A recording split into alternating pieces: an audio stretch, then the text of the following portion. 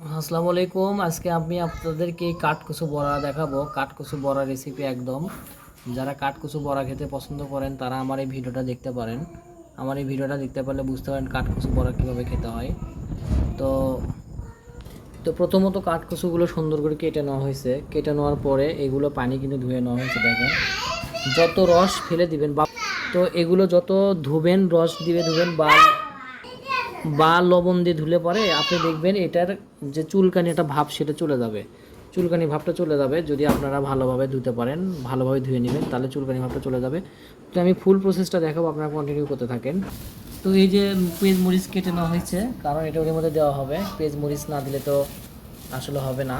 তারপরে হালকা আটা দেওয়া হবে, আটা দিলে মশমশা হবে। যত আটা দিবেন কম করে আটা দিতে হবে। যারা কচুর বড়া খেতে পছন্দ করেন, অনেকে দেখবেন যে হাত নেওয়ার ভয়ে বা মানে হাত চুলকানের ভয়ে খায় না, কিন্তু আসলে কিছু করার নাই। আপনারা সবভাবেই আটা দেওয়া হচ্ছে। দেখেন আটা দেওয়ার পরে আমাদের মশলা টশলা দিতে হবে, আদা বাটা, রসুন বাটা, এগুলো ইত্যাদি দিতে হয়।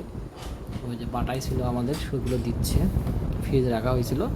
এখন স্বাদ মতো লবণ, হলুদ দিয়ে আপনাদেরকে মাখতে হবে এবং জিরা দিবেন। জিরা দিলে কিন্তু ফ্লেভারটা সেই আসবে। তো আমাদের কচুর সিজন আসলে আমরা মাঝে মধ্যে বড়া খাই, আর এই বড়াটা কিন্তু ভাত দিয়েও খাওয়া যায়। টেস্টিং সল্ট দেওয়া হচ্ছে হালকা করে, টেস্টটা বাড়ানোর জন্য। এখন লবণ, মেন স্বাদ কিন্তু এই মাখার উপরেই স্বাদ। যত ভালো মাখবেন তত ভালো মজা পাবেন, যত মাখা হবে তত ভালো। মানে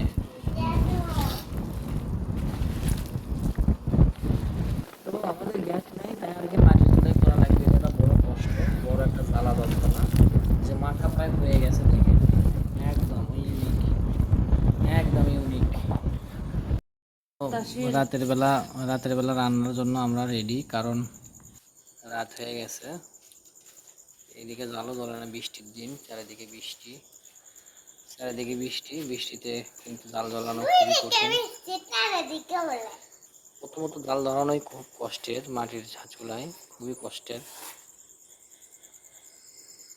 আমার এই বাবুটা আমাকে টুল এনে দিল বসার জন্যে, কারণ এ বাবু আমার আব্বু হয়। তো সবশেষে অনেকক্ষণ কষ্টের পরে জালটা ধরলো। চারিদিকে অন্ধকার, সেই অন্ধকার। তো বড়া দেওয়া হচ্ছে, চুলা গরম হয়ে গেছে। লুচ নিয়ে আনো বাবা। তো কড়াই গরম হওয়ার পরে দেওয়া হচ্ছে একটা একটা করে, এক পিস এক পিস করে।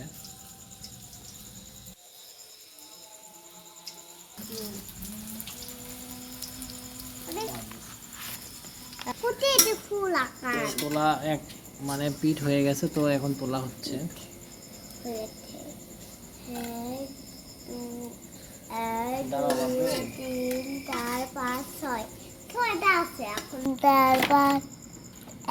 হয়ে গেছে না বাবা?